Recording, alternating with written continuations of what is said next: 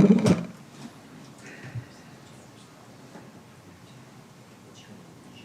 you're good. Okay.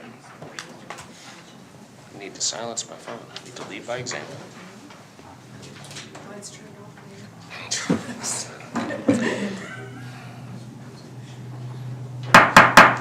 Good evening. It is 6:04 p.m. and I will call to order the April 2023 regular meeting of the Millwood City Council. At this time, can we do a roll call? Mayor Freeman, Present. Councilmember BC, Present. Councilmember Kohler, Here. Councilmember Van Hees, Present. Councilmember Sander, Present. Councilmember Stravens. Here. Please note for the record that we have a full quorum of our council members this evening. Thank you very much. So we'll begin with the Pledge of Allegiance. Mr. Shui, would you lead us in the Pledge of Allegiance this evening? I pledge allegiance to the flag of the United States of America and to the republic for which it stands, one nation, under God, indivisible, with liberty and justice for all. Thank you all very much. So I would ask if the council has reviewed the agenda tonight and finds it sufficient, if we could get a motion on approval of tonight's agenda. I'll make a motion to approve the agenda as presented. Is there a second? Second. Any discussion? Seeing or hearing none, all in favor? Aye. Are there any opposed? With none opposed, tonight's agenda is approved unanimously. Thank you very much. And that brings us to our agency reports and presentations. First is our Spokane Valley Fire District Quarterly Report. Chief Soto, please. Good evening, Mr. Mayor, council members, and city officials. So I'm going to bring 2 points of thought here. I'll cover March, but I'm also going to cover the quarter, January, February, March. So through March this year, we had 1,855 calls, which was the busiest March we've ever had, and that translated to 2,316 responses. So again, as previously talked about, not every call is a one-for-one, so obviously there are calls that we have to send additional units for. Overall, for the last 3 months, we've had a total of 5,400 calls year-to-date, and those have generated 7,000 responses. And you'll see to the right, our two busiest engine companies this year, or I'm sorry, this past month was Engine 1 and Engine 7. So combined, they were quite busy. Overall, we had, on average, 84% of our calls this month were for emergency medical services. Next slide, please. There you go. So this slide is specific to Millwood. As you can see, we've had a total of 82 calls for the year-to-date, so January, February, March. The bulk of the calls have been for emergency medical services, so 79% have been for that. Of those, 51% were for advanced life support and 28% were for basic life support. We had a few motor vehicle accidents, some fires, hazardous materials, but overall, the bulk of the calls, as I said, were for EMS. And the map you can see up there it shows you kind of where each call is, and again, they're color-coded too. The blue is for EMS, and orange is for tech rescue, and red are for fire calls. Chief, could you give just a brief breakdown of what's the difference between an ALS call and a BLS call for folks? Absolutely. So ALS call, and I apologize, that's probably the big thing with fire, police, military. We love our acronyms. So ALS is advanced life support. So those are things, cardiac arrest, trouble breathing, anaphylactic shock, things where if we don't potentially do something immediately, the potential for loss of life is very real.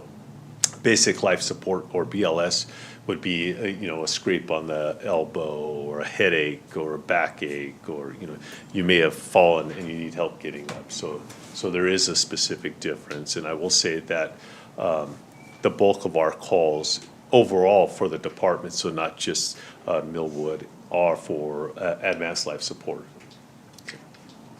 Next slide, please. So this is responses by aid. And as you know, we provide auto aid, automatic aid, and we receive automatic aid. And again, automatic aid is where it's the closest unit. So regardless if it's Fire District 9, City of Spokane, Fire District 8, Fire District 10, or the Spokane Valley Fire Department, whoever's the closest unit for that call that meets the needs of that call goes on that call. So if it requires a paramedic and Spokane Valley Fire Department is the closest paramedic unit, then we go on the call regardless if it's within our area. So if you look at the first circle there on the left, these are responses outside of our response area, but we were the closest unit, so we went on those calls. So we went to City of Spokane, Fire District 9 and Fire District 8 several times. And then on the other side, on the right side, are where calls were within our response areas, but they had closer units, and so District 9, District 8, and the City of Spokane took those calls. And then overall, the total amount of responses were 7,337 for the year-to-date. Next slide, please. So this is just a look of just March of the calls that were generated in each fire district. As you can see, Station 7 is still our busiest unit, averaging just over 17.5% of our total call volume. In fact, Stations 7, 8, 1, and 6, and 10 are all over 10%. So I mean, those five stations make up well over 50% of our call volume. Next slide, please. This slide is just a year-to-year comparison to 2022 to 2023 regarding each specific call type. As you can see, we're running really neck and neck with last year's call volume. Next slide will actually clear it up a little bit better.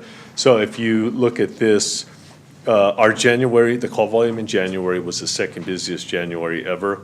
And our February and our March were the busiest February and March we've ever had. So we're actually only about 97 calls short of last year's call volume. So we're going to be busy again this year. So next slide, please. And this is just that real specific year-to-year changes in calls. So right now we're 1.76% calls less than last year, but again, it's been really slow to get out of the cold here, so things will pick up as soon as the sun comes out for a little bit. Next slide. So this is one of the calls that we went into this last month. This was March 29th, about 9:45 in the morning. This was off of South Chronicle Road in the Valley. This was an arson fire. We went on this call with the City of Spokane, and this is Engine 1 that was on scene. Next slide, please. It was a vacant structure, thank goodness, because it did incur a lot of damage from the act of arson. It was basically started by squatters and vagrants. However, I'm happy to report that we did get the arsonists arrested. They were arrested, and they will be fully prosecuted. Next slide, please. And this is the backside of the structure itself, just to show the significant damage. And that is the last slide. That is my report. Do you have any questions? Questions for Chief? Thank you very much Awesome. for coming. Appreciate it. Thank you so much. Thank you. So next we have a presentation from Carl Otterstrom of Spokane Transit for the STA Connect 2035 Strategic Plan. Mr. Otterstrom, please. Good evening. Thank you, Mayor, members of the council. Carl, your clicker should be right down Oh, there. excellent. Thank you, You might want to Christina. give it a click just to make sure it's, there we go. Perfect. Well, thank you for having me tonight. It's always fun to come to Millwood. I was relieved I wasn't the very first on the agenda. My bus was actually late tonight, so that's for the record books.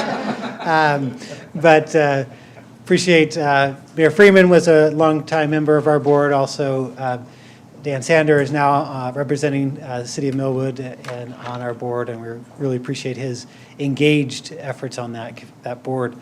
Tonight I want to update you on STA's Connect 35, which is our new strategic planning effort, and also seek your input if we have time to provide input how we move forward. So we are Millwood's public transportation agency.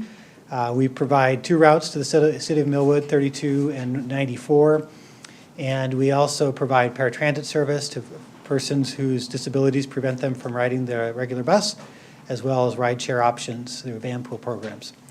We have current plans. We have a plan for a new route to connect Millwood to the north to the Argonne Library area, then west across Upriver Drive. And we also have plans. We're seeking state funds, and it looks like we're in the budget for a new Argonne Station Park and Ride, which will be in the city of Spokane Valley, but provides that connectivity for Millwood to service east and west along I-90.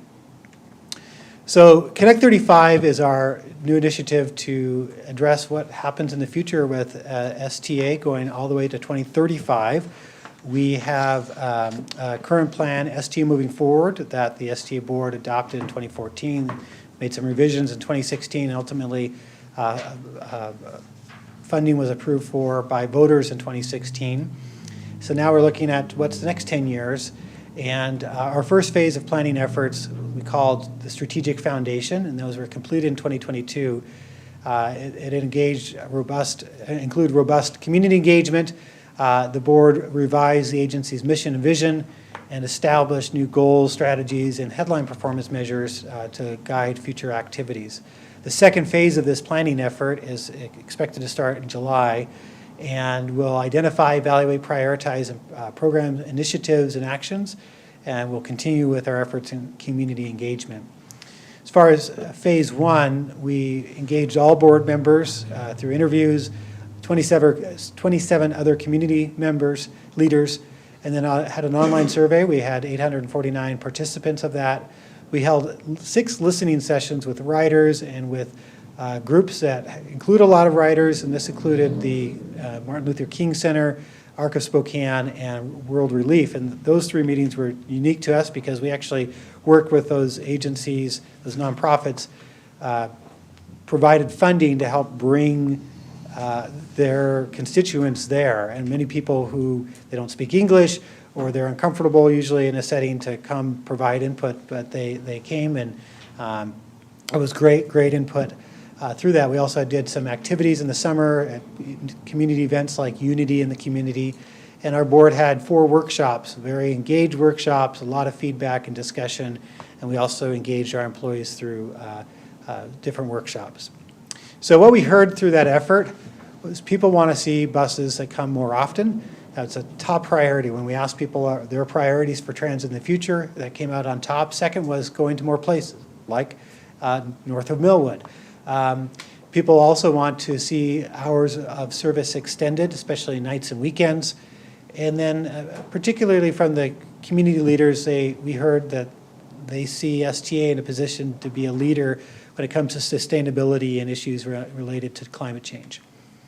So the updated vision statement, connecting everyone to opportunity, the mission statement as updated is generally consistent with the old statement, but it includes the word inclusive. We provide safe, inclusive, convenient, and efficient public transportation services to Spokane area communities. We are leaders in transportation and a valued partner in the region's social fabric, economic infrastructure, and quality of life. There are 3 goals that are established in this plan and as part of phase 1. First is to elevate the customer experience. Second is lead and collaborate with community partners to enhance the quality of life in our region. And third is strengthen our capacity to anticipate and respond to the demands of the region. So each of these have strategies associated with them, and so these strategies will be the framework for actions, projects, program initiatives over a 10-year period to support the overall goals.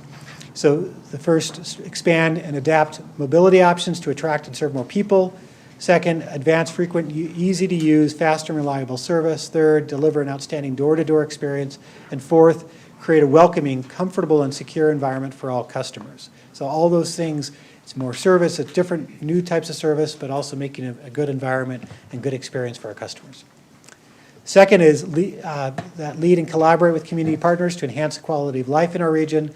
So 3 strategies: collaborate to enhance access to transit. So as we talk about things as simple as curb cuts and sidewalks, those are important ways to collaborate. And how do we bring funding opportunities together, grants and whatnot.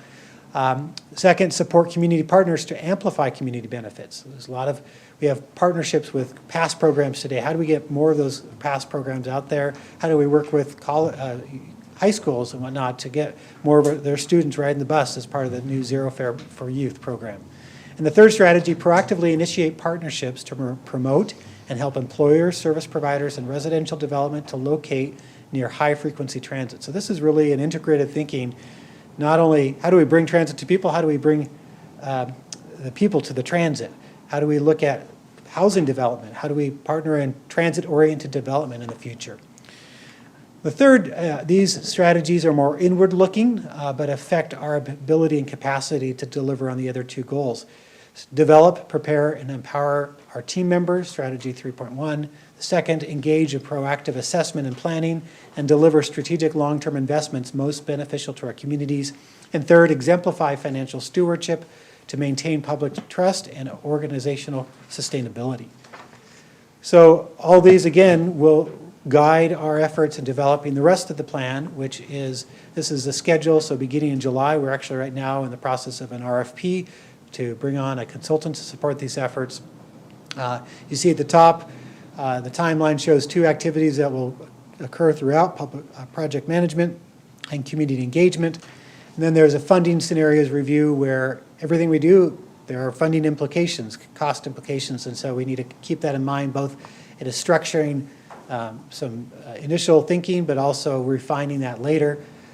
Comprehensive capacity analysis, that will be looking at our organizational capacity to, in terms of the skill sets, tools, processes to deliver public transit, coupled with a fixed route network assessment where we're looking at the effectiveness and efficiency of the system relative to gaps that exist today or areas that may have too much service. That will be part of that assessment. And then developing an initiative list to look at future projects.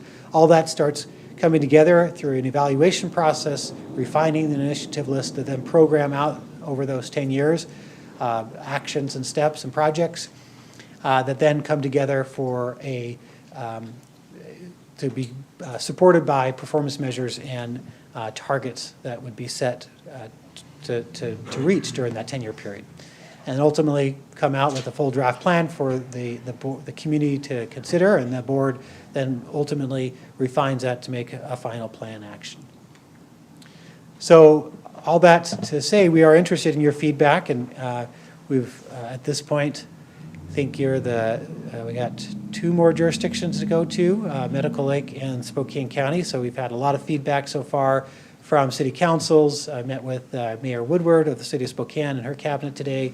But we're interested in what you have to say about these 4 questions. I'll just read them all off, and then however you'd like to give feedback, I'll be ready to write it down. So how do you see these goals and strategies aligning with the city's priorities for the next 10 years? What opportunities do you see for the city and STA to collaborate in the next 10 years? How would you like to participate in phase 2 of Connect 2035? And from your experience, what public engagement strategies have worked well as you've worked with your citizens? So I'll leave it up to Mayor how he wants to. So I'll open this up to the council, but first I will ask Mr. Sander as our representative to STA if he has any comments. Well, my time on the board and also the Planning and Development Committee, I'm amazed at, it just, all the transit just doesn't happen by itself, And it seems like an awful lot of stuff here, but it's an awful lot of planning and thinking and how it relates to each other. I'm just really amazed at the level of detail and the scope of the details. I think the other thing is, the important part is, my other thought was that the amount of effort that's put into customer outreach and the citizen outreach. And I, for one, I usually don't get on websites just to do nothing else besides browse websites. But, it's worthwhile getting on and having your opportunities to have those surveys. And they're always asking some questions for you to put your input in. So it's not just when Carl or Susan comes to a meeting, they're open all the time, for input. I'm glad that we are, participating with the Argonne, with the project, with our bus shelters, and, additional ones on the existing routes. And I think the upriver plan would be great for us to be able to get another way to get downtown, maybe a little quicker, and next to the connection point there at the community college. So I think we're doing well there, and we certainly like the 32 going, taking us out farther the valley or downtown, wherever we need to go. So, but my thoughts. Thank you. So, other council comments? So from my time on the board, I'll add a few comments just with respect to the questions. Millwood is engaged in developing multimodal, so ped, bike, and transit, and we're always looking for opportunities and ways to create interfaces or connections between our multimodal and our mass transit, our public transit. And so as we build those out, we'll be looking at that, because we know that if we make those opportunities, we have a higher potential of retaining transit or enhancing public transit within the area. I am happy to see the connection down upriver as part to the to Spokane Community College for Central City Line. I think that not everybody can engage in connections to high performance transit. And so, but the ability to get from Millwood to a place where you can get into downtown Spokane is much more rapidly is better, and always welcome. I think the other is looking at how and always last mile, how we get that last mile connectivity, particularly in an area of Millwood where we don't have a lot of dense housing, where we don't have a lot of multi-unit housing. So we have a lot of residences, so you have a lot of land in between individuals, and so last mile is always good. Retaining paratransit. We have a aging community within Millwood, and paratransit is key for those individuals, a number of individuals, and so we're always eager to do anything that promotes or retains paratransit in our area. And then lastly, just as we go forward, or as STA goes forward, we go forward with HPT on the on I-90. How we look at getting or looking to the opportunity to move folks not just from Millwood but from the upriver UGA. It's there. It's going to continue to grow and densify. And so how do we get folks from upriver UGA and Millwood to the HPT center that is in the budget now at Argonne? So those are my thoughts on that. Great. Mayor, Mr. Strivens. what's HPT? High performance transit. So it is a limited stop. Typically, it's a bus line, but Central City Line is considered high performance transit. But it is has limited stops. Usually has dedicated locations, dedicated sites where people get on and off, so they connect to it from other locations. And it's what's usually the frequency, Carl? So for the kind of urban lines, it's 10 to 15 minute service, and on the freeway, 15 to 30, but looking at more of the nights and weekends as well as part of that. And today on I-90, we don't have service late night or weekends, and so that would be part of the addition. Thank you. Other questions? Mr. Sander. I think another thing is for all of us to remember the transit's there. We just need to use it, and the more we use it, the more the better it'll get for us. And I know that that's not always our first thought. But we need to continue supporting it on the bus itself. Good notes, thank you. Any other questions? Carl, thank you, always good to see you as always. Thank you, and I failed to also send Susan Myers regrets she couldn't make it here tonight, so. Tell Susan I look forward to seeing her in the future. Absolutely. Great, thank you, Carl. So that brings us to item number 6, our public comments received. Public comment pertains to comments concerning meeting agenda items that are proposed for final action for the city council, which are our action items. Have we received any public comments which may be submitted up to 24 hours prior to the meeting by either mail, email, or directly submitted to the city council? No, we have not. Okay, so we have no public comments for our action items this evening. So that brings us, we do not need an executive session this evening, so that will bring us to our action items tonight, which is item 8A, which is not the motion to approve the consent agenda, but the consent agenda itself, consisting of the council minutes from the regular meeting on March 14th. Are we missing the council minutes for the special meeting? Those were approved at the last meeting, no? I don't think it's in the rules. Yes, we are missing them. Okay, so the special meeting minutes will come before we come on the May meeting. We have the March 2023 claims, the March 2023 payroll, and the March 2023 treasurer's report. Would any member of the council like to consider any of those items separately tonight? Not seeing or hearing any, so at this time, do I hear of a motion on the consent agenda as presented? I make a motion to approve the consent agenda as presented. I second. Moved and seconded. Any discussion? Seeing or hearing none, all in favor? Aye. Are there any opposed? With none opposed, the consent agenda is approved unanimously tonight. Thank you very much. And that brings us to, that's it. That was our only action item tonight. So that brings us to our reports, which is, we'll begin with our Public Works report from our Public Facilities Supervisor, Kyle Schwee. Well, we just got done with our first ever leaf pickup in the spring. Hopefully it'll be the last. We did it for a week. We got about 8.5 loads, so it wasn't crazy bad.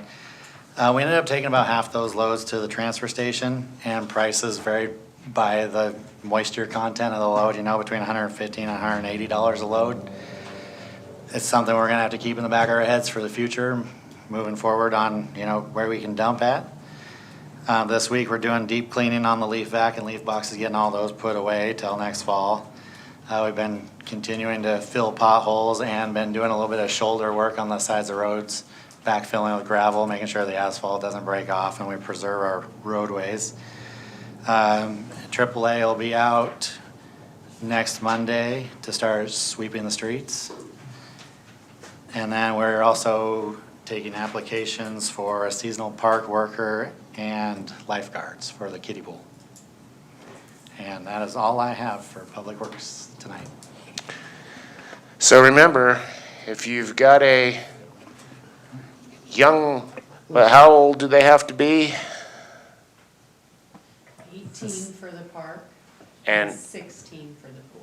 so if you have an 18-year-old or a 16-year-old, particularly a 16-year-old, who is interested in filling either of those roles, we are always looking for individuals that would be willing to work through the summer.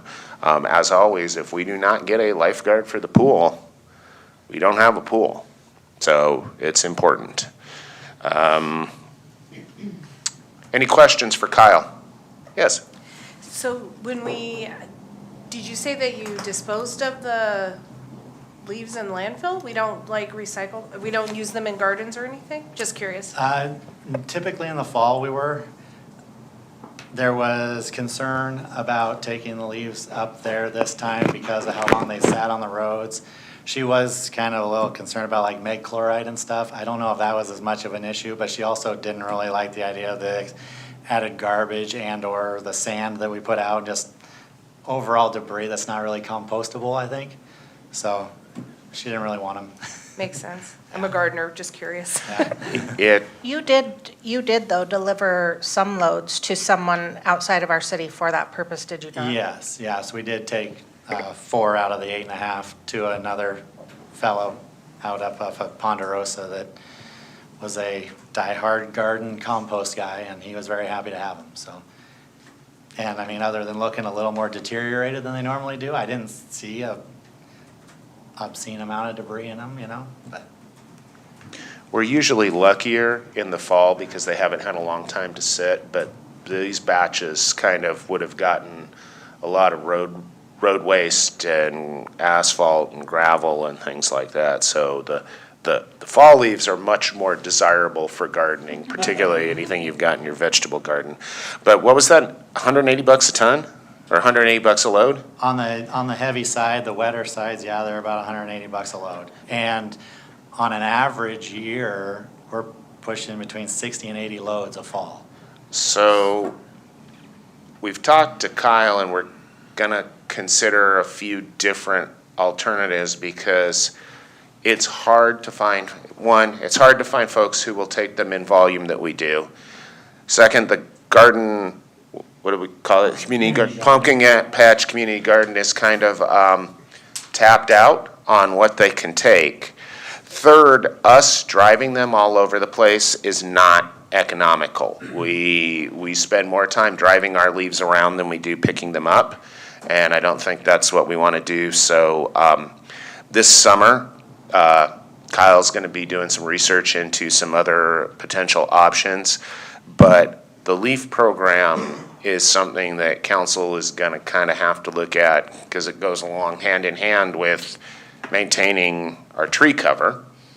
So if we're going to do one, we've got to make sure we have a way to handle the other. And so we'll come up with some options on that and look at that, but we probably will have to take a pretty deep look on a sustainable path for what we do with our leaves. So, thank you. And I'll talk to the county, but Bartek is, like you said, we didn't driving them out to spray, which is way too far to take our leaves.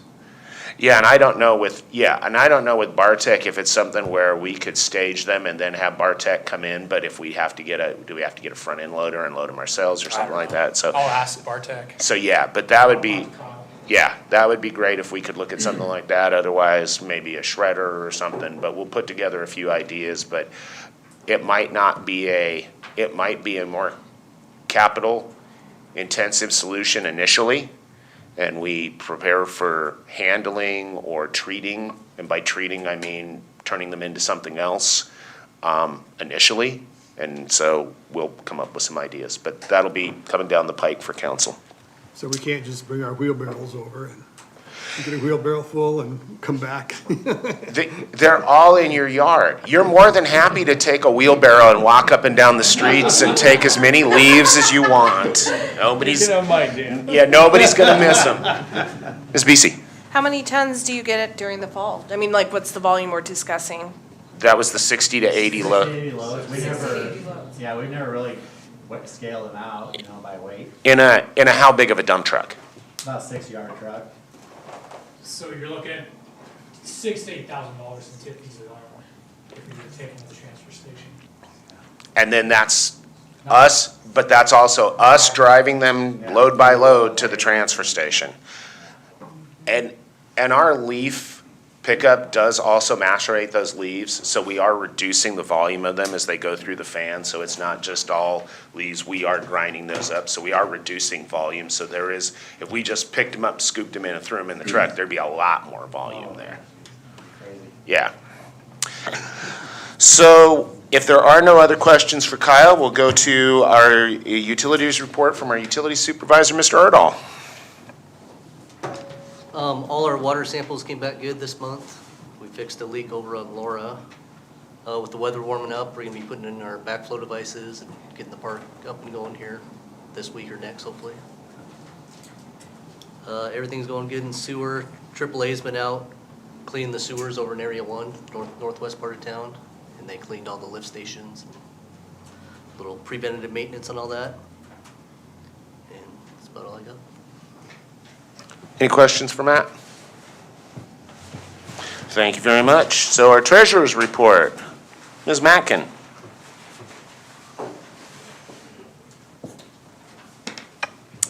So I continued my training with Lisa, and it's going really, really well. I'm very pleased. I attended a 2-day webinar on 2022 annual report filing. It was great, put on by MRSC. They never disappoint. Filing will be due May 30th, and I should have the report out to you by mid-May for approval, comments, review, all of that good stuff. In HR, I'm preparing to implement the Washington Cares Long-Term Disability Program. Also, the AWC Salary and Benefit Survey that I fill out every year is come due, so that takes a little while to compile, but I'll get that entered. And then in risk management, I've been scheduled to do these 3 mandatory trainings. So they tell us we have to do the trainings, and then they've been canceled. So hopefully we can get those rescheduled, and I can fulfill our obligation with our pool.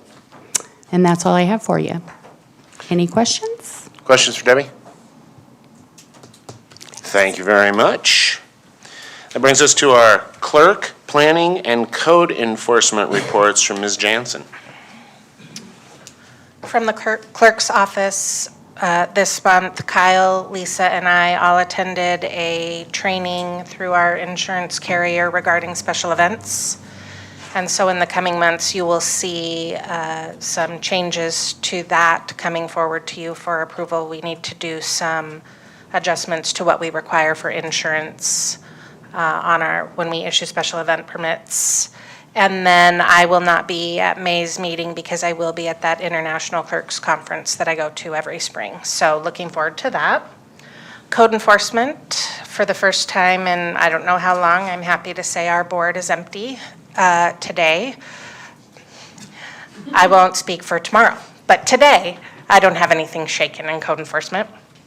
And then from the planning department, at our last meeting, I had indicated to you my intention to issue the staff report on the proposed manufactured home development the last week of March.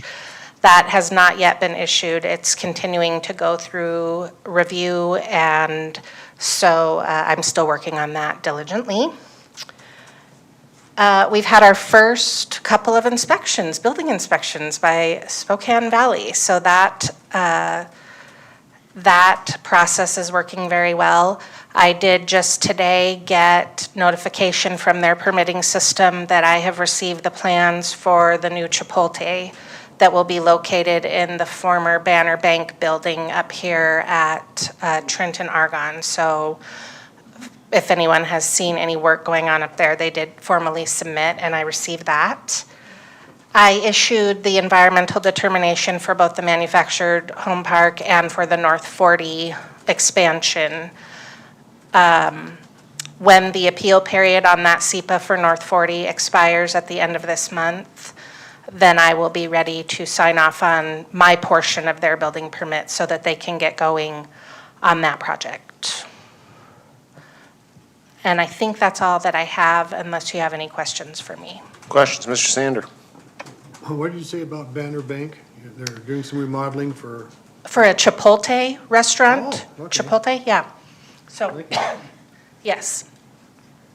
So just so the council is clear on the manufactured home, on the determination and report for that, Christina had a regularly scheduled vacation. And so it's more imperative that this be done right than quick. And so I've asked that we have some review. Also, we did receive a lot of public comment on this.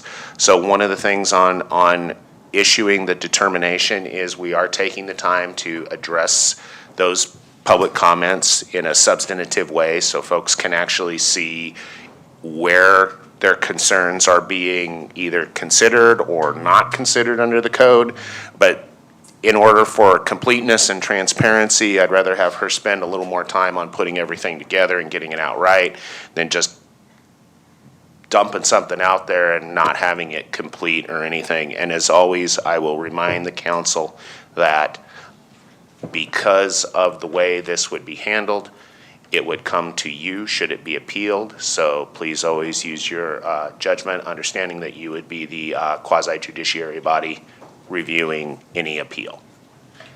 I just thought of one more thing. Go for it. Kyle and I have been working with Stripe Right, and I've received the final drafts of the trail signage that the Historic Preservation Commission had worked on. That has been years in the making. So I'm reviewing those now and anticipate that at least a good portion of those will go into production for placement this year along the trail.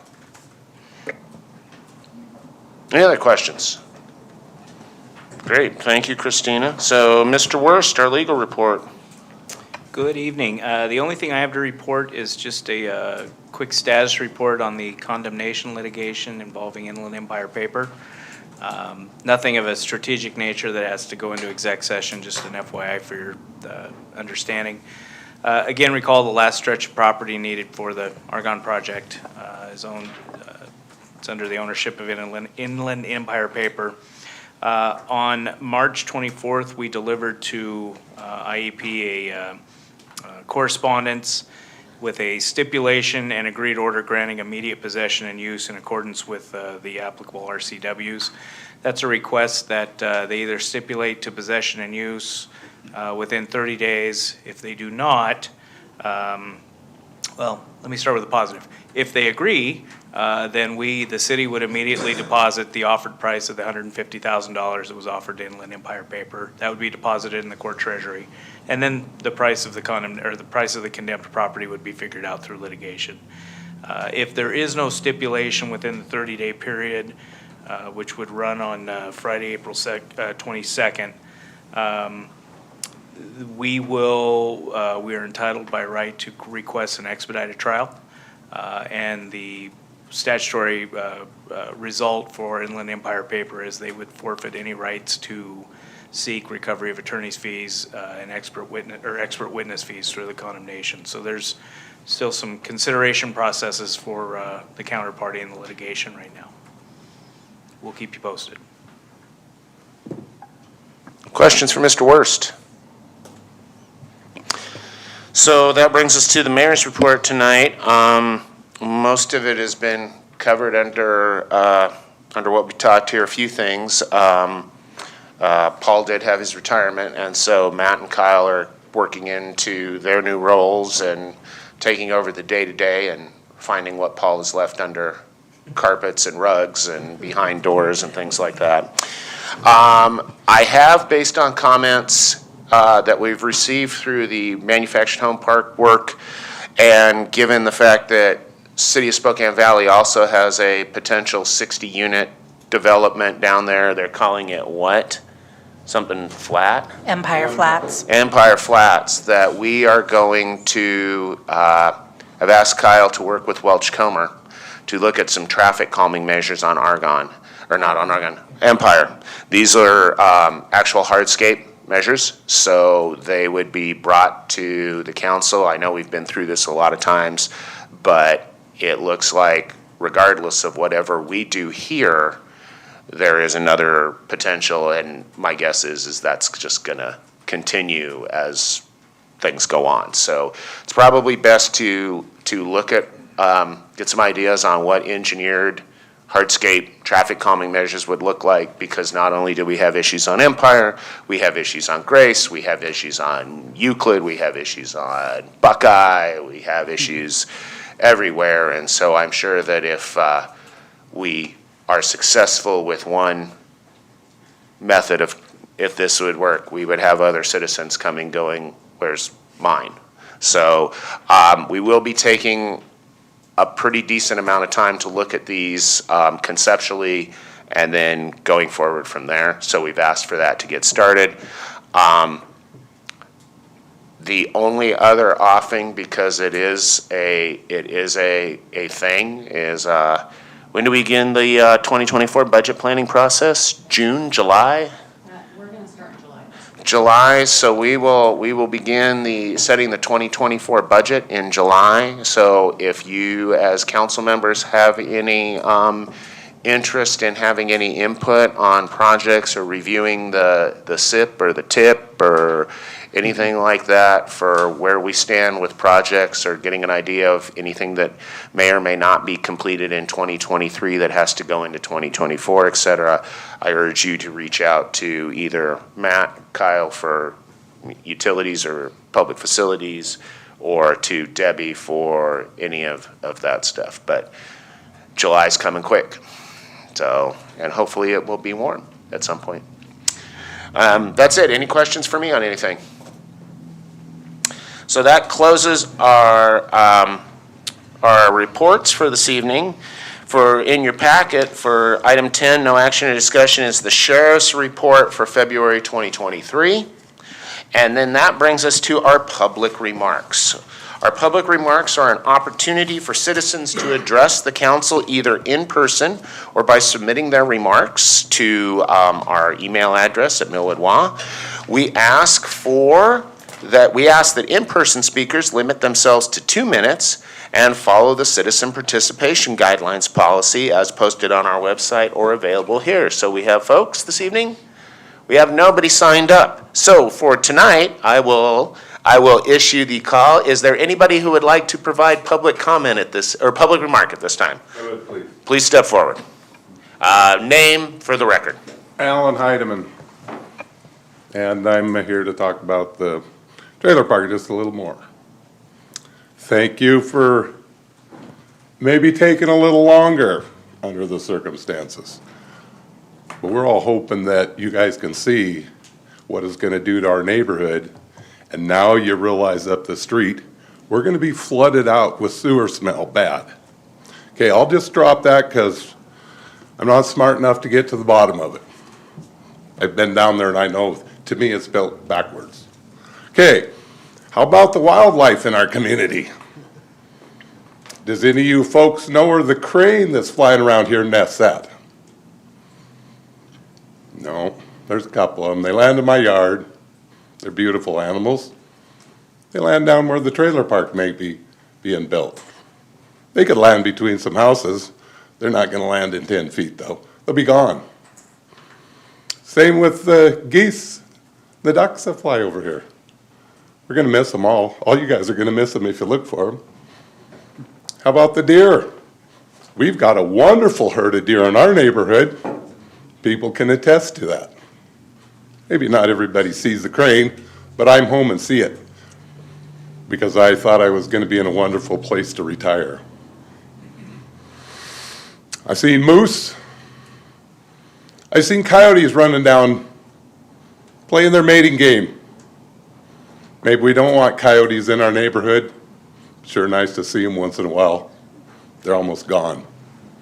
The crane will be gone when we move and flood our community. I'm just glad you guys will take a few extra minutes and think about it. It hurts all of us. And it hurts me mostly because I spent my life working out of town.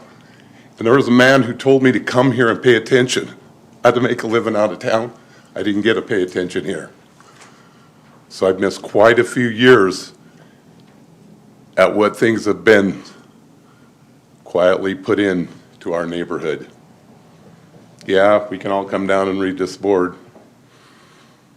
When you don't get home till late, you spend 6 days a week working out of town, you don't come here. You come to visit your family because you live in a nice place. I just hope you guys can think of that. I know the rules are what they are, but you guys all have the capability of changing and fixing what you want to do for us instead of wiping our community out with the amount of garbage. Who's going to clean it up? The owners doesn't live there. There's nobody that cares. It'll be all around. These guys do not have time to even take care of what's going to happen there. You know, you might think don't know what I'm talking about, but you guys have all studied a few minutes. You know what'll happen. And again, I'm really going to hate to see the wildlife go away. The cranes are something awful important. You know, I bet you when the beans were going in my backyard, there were lots of them. I'll bet you when the irrigation pipes run down, lots of water, our gravelly soil was beautiful. Wonder what it looked like. I wish I would have asked the guy that I lived for. He told me, but I should ask him a lot more. See, he grew up here. He could see what was happening, so. Thank you for letting me take a couple minutes extra. I just hope you guys can all see what I do, and the rest of us. It's gonna hurt all of us and the rest of the community. I don't know what people over there think. They probably don't even care what's on our side of the street. So, thank you for letting me speak. Thank you very much. So, second call for public comment.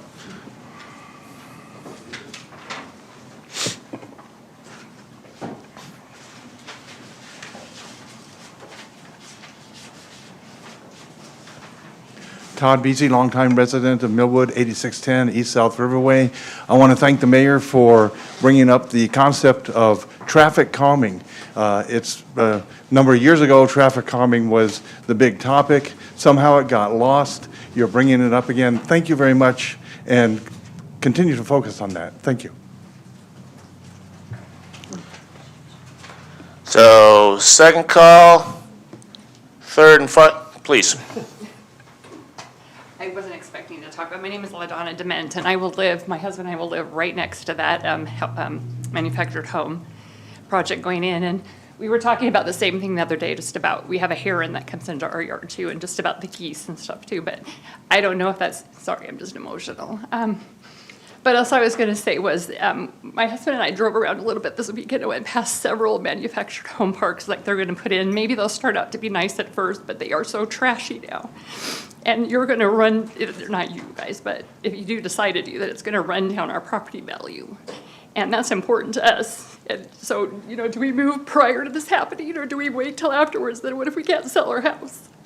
So these are just important things to us, and I just hope you consider them. Thank you. Thank you very much. So, second call, third and final public call for public remarks. Seeing no more, I will close the public remarks period. Thank you. That brings us to council comments. We will start to my left here with Ms. Beasy. No comments, but to thank people for showing up and sharing their stories. Mr. Culler. No comments tonight. Mr. Van Hees. No comment.